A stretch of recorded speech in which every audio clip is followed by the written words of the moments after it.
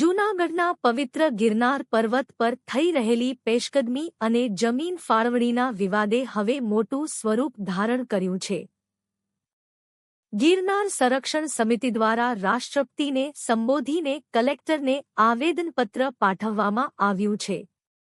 મુખ્ય મુદ્દાઓ: ગંભીર આક્ષેપ: ગિરનાર પર્વત પર આવેલા ભરતવન અને શેષાવન નજીક આશરે 2000 વાર જમીન અન્ય સંપ્રદાયને ફાળવી દેવાતા સાધુસંતો લાલઘૂમ થયા છે. સવાલ: સનાતનો સાધુસંતો પૂછી રહ્યા છે કે જો સનાતન સંપ્રદાયને ગિરનાર પર જમીન મળતી નથી તો અન્ય સંપ્રદાયને કયા આધારે અને કયા હેતુથી જમીન આપવામાં આવી? અભયારણ્યના નિયમો: ગિરનાર પર્વત અભયારણ્ય વિસ્તારમાં આવતો હોવા છતાં આ ફાળવણી કેવી રીતે થઈ તે એક મોટો પ્રશ્ન છે. કંડગતનો આરોપ: સાધુસંતોએ આક્ષેપ કર્યો છે કે અભયારણ્ય વિસ્તારમાં તેમને સતત કંડક્ટ કરવામાં આવી રહી છે. શાંતિની અપીલ અને ચીમકી: સંતોએ જીવો અને જીવવા દોના સૂત્રને સાર્થક કરવા અપીલ કરી છે અને સાથે જ ચેતવણી આપી છે કે જો આગામી દિવસોમાં સરકાર દ્વારા આ મામલે યોગ્ય નિર્ણય લેવામાં નહીં આવે તો ધર્મપ્રેમી જનતાને સાથે રાખીને ગિરનાર બચાવો સમિતિ દ્વારા ઉગ્ર આંદોલન કરવામાં આવશે. તમારું શું માનવું છે? ગિરનારની અસ્મિતા જળવાવી જોઈએ. કોમેન્ટમાં જણાવો.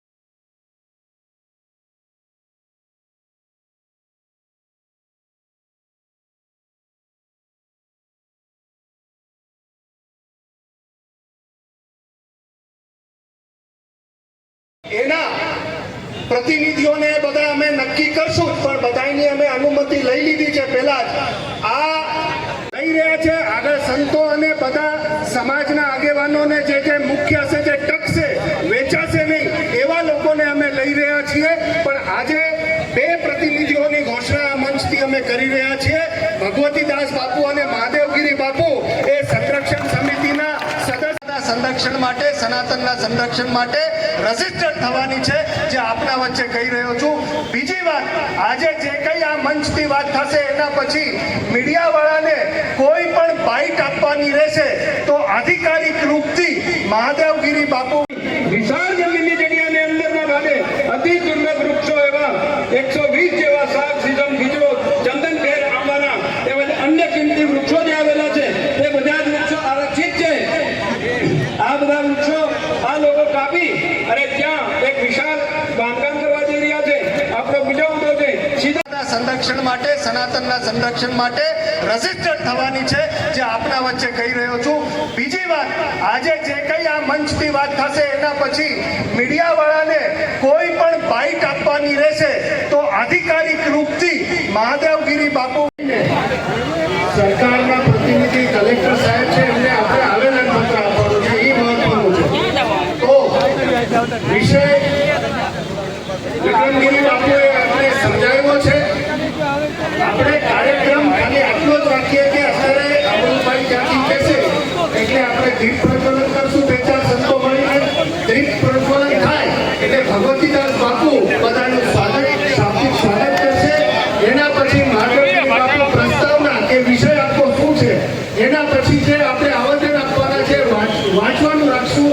અને કોઈનું ભાષણ કે કોઈની આપણે વક્તવ્ય ન રાખતા બધાની પ્રતિજ્ઞા લઈને સીધી આપણે રેલી કાઢશું. તો બધા આના માટે સહમત છે? સંતો હાથ ઉપર કરી કહી દેજો. ગિરનાર ક્ષેત્ર સંતો, મહાપુરુષો, મહામંડલેશ્વરો ખૂબ ખૂબ આભાર માનું છું. ખૂબ ખૂબ આજે મને એવું જણાય છે કે ગિરનારી મહારાજની કૃપા વરસી ગઈ. સૌ સંતોના હૃદયમાં તાળીથી વધારો છે. ખૂબ ખૂબ આભાર ગામજનો, જુનાગઢ વાસીઓ, ગિરનાર ક્ષેત્ર ભૂમિ, આ સંતો પધાર્યા. મારા વતી ખૂબ ખૂબ આભાર માનું છું. ખૂબ ખૂબ આશીર્વાદ મારી માટે વરસાવો સંતો. ઓમ નમઃ પાર્વતી.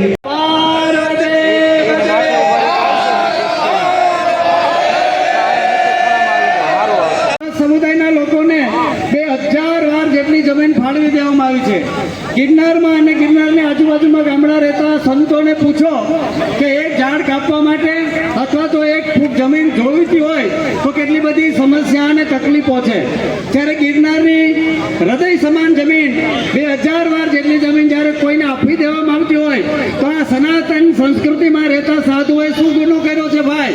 એને કેમ કંઈ આપવામાં આવતું નથી? એની કઈ એવી તકલીફ છે કે જેને રોકવામાં આવે છે? આ વાતને લઈ અને છેલ્લા 10 દિવસથી આપણા સંતો પૂજ્ય ભગવતીદાસ બાપુએ એક અહેલક જગાવી અને દરેક સંતોને જેને ઢંઢોળ્યા કે આપણે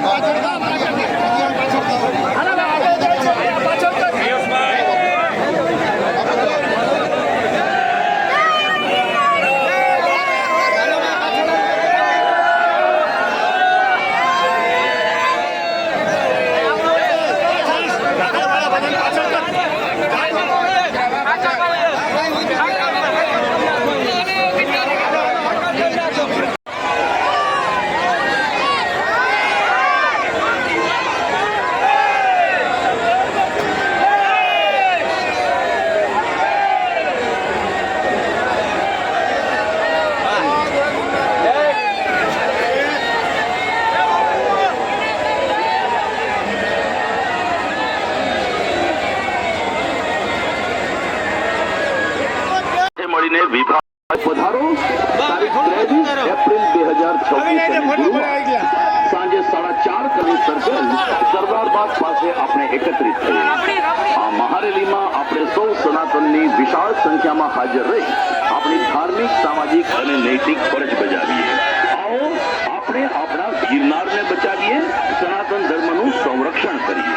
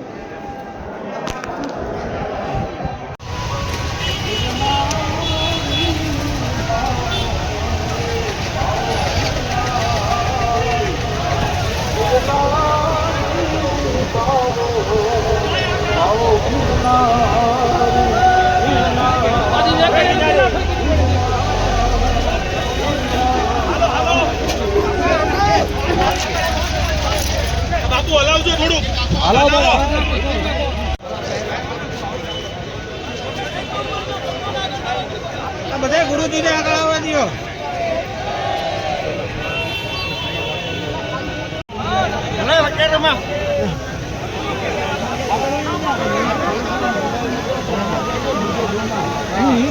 આમ રાખે બધું આમ જોતું હોય.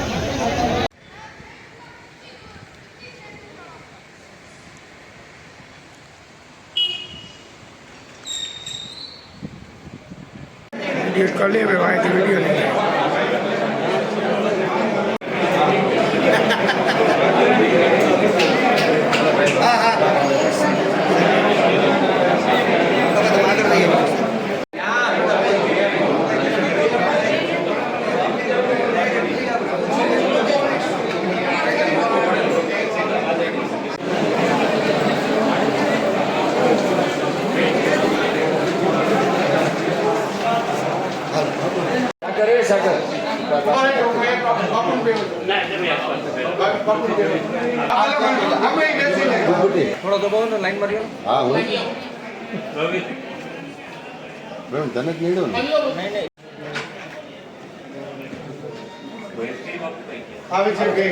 નેતાજી તમારો હાથ બહાર કાઢો નહીં ને તો બતાવી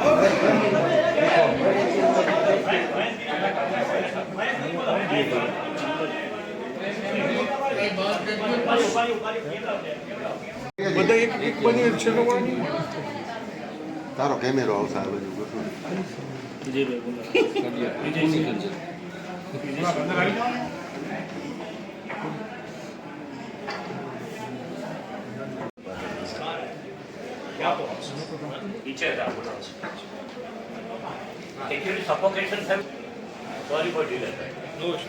બેસો આરામથી બેસો.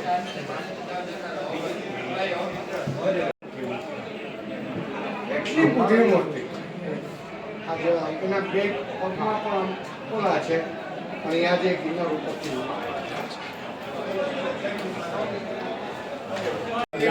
કરવામાં આવી છે સાહેબ. ઘણા કલમોના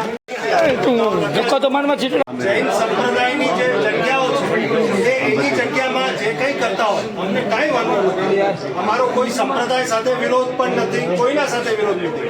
એમની જગ્યામાં જે કરતા હોય કાંઈ વાંધો નથી. એમની જગ્યા છોડીને સનાતનની અમારી જેટલી જગ્યાઓ છે એના કબજા લઈ રહ્યા છે, એના નામો બદલી રહ્યા છે. સાથે જ એ જગ્યાઓના સામે એમને જમીન ફાળવણી કરવામાં આવી. અમે અમારી ગુરુ શિષ્ય પરંપરા લાખો વર્ષની છે. એ લાખો વર્ષની ગુરુ શિષ્ય પરંપરા મુજબ અમે પણ જગ્યાની ફાળવણી માગીએ છીએ. અમારા અધિકાર છે. એમને આપો તો અમને આપો, નહીં તો કોઈને નહીં. આ અમારી સમદ્રષ્ટિની અપેક્ષા આપની પાસે છે. આપ જિલ્લાના વડા છો, આપના પાસે અમે આ અપેક્ષા લઈને આવ્યા છે કે અમને ન્યાય મળે. સનાતનના સંતોને ક્યારેય દુઃખી ના કરવામાં આવે. નિર્વાણ લાડુ એવા પ્રશ્નો કારણ વગરના આવા પ્રશ્નો આવે. દામોકુંડના પ્રશ્નો છે કે ગિરનારના આજુબાજુની જગ્યામાં હવે નવું ચાલુ થયું છે ગેટો બનાવવાનું. ગામડાઓમાં ગેટો બનાવી જાય. માળી પરમની જગ્યાનું સમારકામ કરીને ત્યાં બોર્ડ લગાવવાનું. આવા ઘણા બધા મુદ્દાઓ છે સાહેબ. બધા મુદ્દાનું સંકલન કરીને અમે સંતોએ સહી કરીને આપને આ આવેદનપત્ર આપવા આવ્યા છીએ અને આપ આ આવેદનપત્રને સ્વીકારશો. બોલો ગિરનારી અને આપ ઉપર સુધી વાત કરીને આ મુદ્દાઓ પર અમને ન્યાય અપાવો એવી અમારી શાંતિપૂર્ણ માગણી છે. બાકી કોઈ અમને વાંધો નથી. બધા ધર્મોનું અમે સન્માન કરીએ છીએ. ફક્ત અમારે એવું છે કે ન્યાય બધાના સાથે સરખો થવો જોઈએ, અન્યાય ન થવો જોઈએ.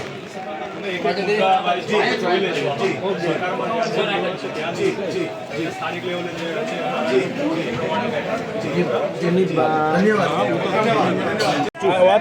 જય ગિરનારી, નમો નારાયણ, સનાતન ધર્મની જય. આજે તારીખ 23ના રોજ જુનાગઢ કલેક્ટર ઓફિસે એક આવેદનપત્ર આપવામાં આવ્યું. એનું મુખ્ય કારણ હતું કે ઘણા સમયથી આ ગિરનારમાં અવારનવાર કંઈક ને કંઈક બનાવો બનતા જ રહે છે. એમાંનો એક બનાવ એટલે સીતાવનની નજીકમાં જ 1-2 હજાર વાર જમીન કોઈ ચોક્કસ સમુદાયને આપી દેવામાં આવી. અને આપી દેવાના કારણે, કારણ કે આપણે જોઈએ છીએ ગિરનાર એ અભયારણ્યમાં છે, ગિરનાર એ સેન્ચુરીમાં પણ છે, ગિરનારની આજુબાજુમાં પ્લાસ્ટિક પણ બેન છે, આજુબાજુના ગામડાઓમાં ખેતરોમાં કાંઈ પણ કરવું હોય તો ઘણી બધી મુશ્કેલીઓ પડે છે. આવી ઘણી બધી સમસ્યાઓ છે, છતાં 2000 વાર જમીન કેવી રીતે અપાણી, કોના માધ્યમથી અપાણી, કયા હેતુથી અપાણી, કોણે આપી, શા માટે આપી, આ બધા પ્રશ્નો લઈને ગિરનારમાં રહેતા તમામ સાધુ સંતો અને આજુબાજુમાં રહેનાર સંતો અને જૂનાગઢની સનાતન ધર્મપ્રેમી જનતા કે જ્યારે સનાતનની વાત કોઈ આવે અને કાંઈ પણ જમીન જોતી હોય તો એ મળતી નથી, તો આ 2000 વાર જમીન કેવી રીતે મળી, એ વિષયને લઈ અને આજે કલેક્ટરશ્રીને આવેદનપત્ર આપ્યું છે. અને આવેદનપત્રમાં તમામ સાધુ સંતો, જૂનાગઢની ધર્મપ્રેમી જનતા, તમામ સંપ્રદાયો લઈને બધાય કોઈ પણ ભેદ વગર જે સનાતનને માનનારા છે બધામાં જોડાયા છે. કારણ કે અવારનવાર ઘણા બધા પ્રશ્નો છે. પછી દત્તાત્રેય ભગવાનનો પ્રશ્ન હોય, નિર્માણ લાડુનો પ્રશ્ન હોય, એ કુંડોનો પ્રશ્ન હોય, જંગલનો પ્રશ્ન હોય, ગોરખનાથ ટૂંકનો પ્રશ્ન હોય, ઘણા બધા પ્રશ્નો આપણે બધાએ જોયા છે, અવારનવાર બનતા રહે છે. આ બધા એનું તાત્કાલિક અમલીકરણ થાય, આ જે સમસ્યાઓ છે એનું નિરાકરણ થાય અને શાંતિથી બધાય જે ધર્મનું જેનું છે એને અમને કોઈ તકલીફ નથી. જ્યાં જૈન ધર્મના લોકો પૂજા કરે છે એના મંદિરોમાં શાંતિથી પૂજા કરે, અમને કોઈ તકલીફ નથી. પૂજા કરે, અર્ચના કરે. આમ આપણે પણ જોયું છે કે આખા ગુજરાતમાં પગે ચાલીને જે જૈન ધર્મના સાધુ સાધ્વીઓ જ્યારે પધારે છે ત્યારે એના સંઘો હોય, પગપાળા ચાલતા હોય, એ બધી જ વ્યવસ્થા સનાતન ધર્મના લોકો કરે છે અને કરતા જ રહેવાના છે. કારણ કે અમારા હૃદયમાં તો વસુધૈવ કુટુંબની ભાવના રહેલી છે.